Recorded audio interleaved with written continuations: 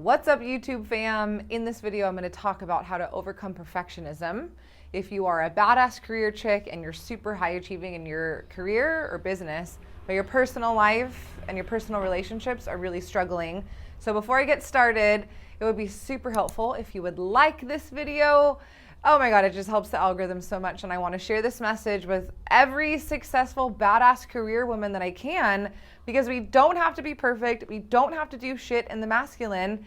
And there's not only two options, like be a man and be all stressed out and controlling and gnarly, and then like be on the other side where it's like, oh, just put like glitter on your nipples. It's like, okay, come on, sis. Like, I'm making money, I'm making an impact, and I'm doing it in my feminine, and I'm having fun.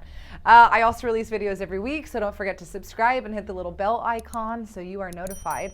So I am coming at you from Bali. I just had a move. We just rescued some Bali dogs, and they were really like abandoned and like in a torturous shape when we got them. They're savages if you know nothing about Bali dogs, but they are here fighting like National Geographic's lions, and they're like 3.5 months. So I just scooched them over. I'll put a little clip of them in here. They're amazing and they're so cute. And that brings me to my next point of not having to be perfect. And so when we are in this state of high achieving and overachieving, I mean, I work with doctors, I work with women who make $100,000 a month, I work with women who have climbed up the corporate ladder and now they are leading, always gonna be a Bali freaking motorbike coming at you from Bali, so let's just deal with it.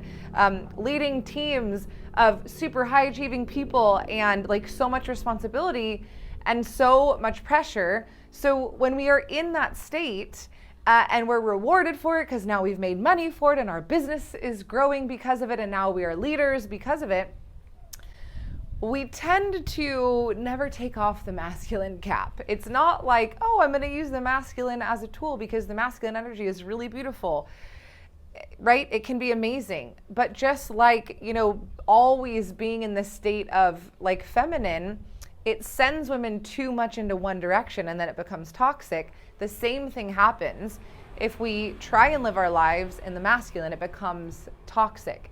And one really amazing tool, first drop a comment or an emoji if you have a puppy, what your puppy's name is, what your dog name, or if you love puppies, just give me a little bit of that. But as I am, you know, momming with these two new pups, and I've done this since the beginning of time with my partner, I know that my energy is felt, heard, seen. We can taste it, we can touch it. Like, even if I don't say anything, energy is everything. We are always on a vibration and we are always on a frequency. And so, sure, there's pressure, there's problems. We run a freaking $1 million company worldwide and we deal with women's egos, right? And it's just a fact that women are more emotional, therefore they can get possessed by ego. Like, oh my God, more fear of rejection, taking things more personal. But there's a way to flip that into having it be a superpower. So all of my male mentors are like, don't be emotional. I'm like, oh no, it's my superpower. Negative emotion will kill you. Positive emotion becomes our superpower. But when I'm snuggling the pups, if I am thinking about, oh, I have to be perfect, you know, when you get like a memory and you just get idiot shivers of like, I can't fucking believe I did that. Or something in the business, or what if it doesn't work? I am sharing worry and fear with my beautiful, pure little puppies who were thrown over a wall and practically starving to death and bald. Like, what the F is that gnarly worry gonna do for them? It's gonna hurt them. It's not gonna help them. So I'm very clear that I don't need things to be perfect and I don't need to be perfect. And one of the mantras I'll say to myself is like, you know, what type of energy do I want to share right now? And what type of energy do I want to put out right now? Because I can totally positively influence my environment. So who in your life, you know, who do you see? Sister, mom, partner, dog, cat, guinea pig? Feels your energy every day? Do you want to positively influence? Do you want to suck up the positive vibe, right? Like the Jetsons, like that cool little vacuum thing. Because there's always going to be challenges. There's always going to be enough worry happening. But if we can zoom out and make it not about ourselves and when I ask myself, what kind of energy do I want to put out? So that's the question that I ask myself. But the power statement then to follow that up is I'm like, what if everything is going fucking perfectly? I have goosebumps. What if everything is exactly as it's supposed to be? What if everything is perfect? And now I just need to support the universe by shifting from worry to trust, by getting out of my head and getting into my heart, by reminding myself that I don't fail, I only learn, and I don't need to be perfect. And I've done this with Chris, the most handsome man in the entire world. But I used to have very gnarly insomnia. I was a super worrier. And like, I never had any problem pushing or overachieving or being super motivated or driven. Like, I could push and be super competitive if like I thought I was going to get some validation from the outside.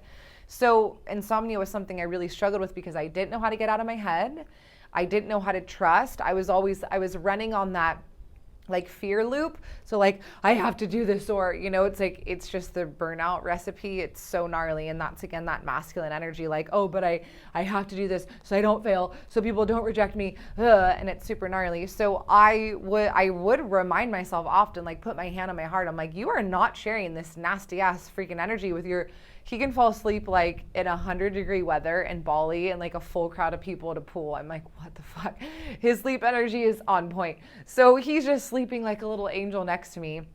And it's like, I want to be like a blood-sucking, freaking nasty ass zombie, like, just like giving him that energy. No, I don't, because that's really freaking selfish. And I used to think that the more I worried, like the better person I was. I was like, oh my God, look, I worry so much.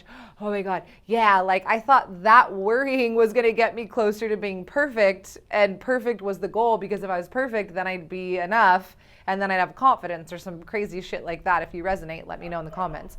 And what I had to train myself to do was like, worrying is just a sign that I'm really run by ego. Like the more that I worry, the bigger my ego is. The more that I worry, like the less confident I am. And the more I worry, like the more full of pain and suffering and dog shit I am, because that's not inspiring. And like faking it with the smile, but then sharing this nasty vibe with your beautiful little puppies who have already been through enough trauma, for God's sakes.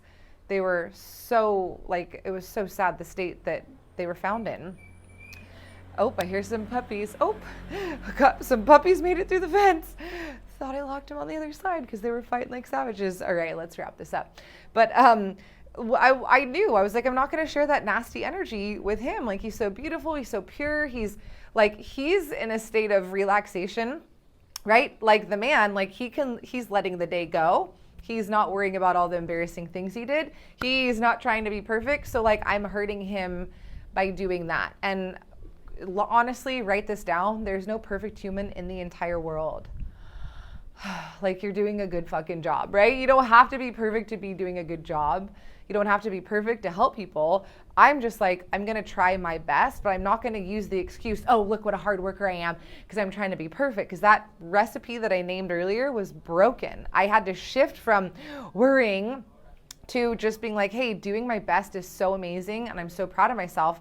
Just like, hey, where can I learn and shift some things? Obviously, I'm going to take the feedback and I'm going to be like, I could have done this differently and this better and whatever, obviously, because I love learning.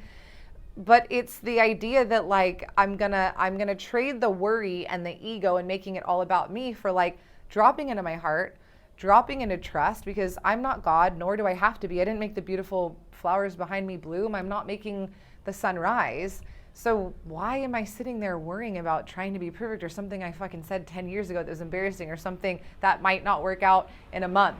Like, that is just that is not a leader, that is not a spiritual woman, and that is not somebody sending out love. So hand on heart, what do you want to send out? And if you do care about, these people that you put in the comments, or your puppies, or whoever, as much as you say you do, then you will learn the framework to learn how to choose that every time. Because it's called free will, baby, and we all have the choice. If you are like digging my Lani chats, I have an amazing team. So me and my amazing team do total masterclasses weekly. I've got goosebumps in my Facebook group. So I'm going to put the link in there. Bali Motorcycles coming at you. Get into that group ASAP. It is full of such a high vibe, so many positive nuggets that really help us day-to-day connections, and just a whole bunch of badass women who are actually doing shit that they say they want to do. So get in that group. Thank you for listening. Don't forget to like the video and subscribe. Have a beautiful day. I'll see you soon. Yay.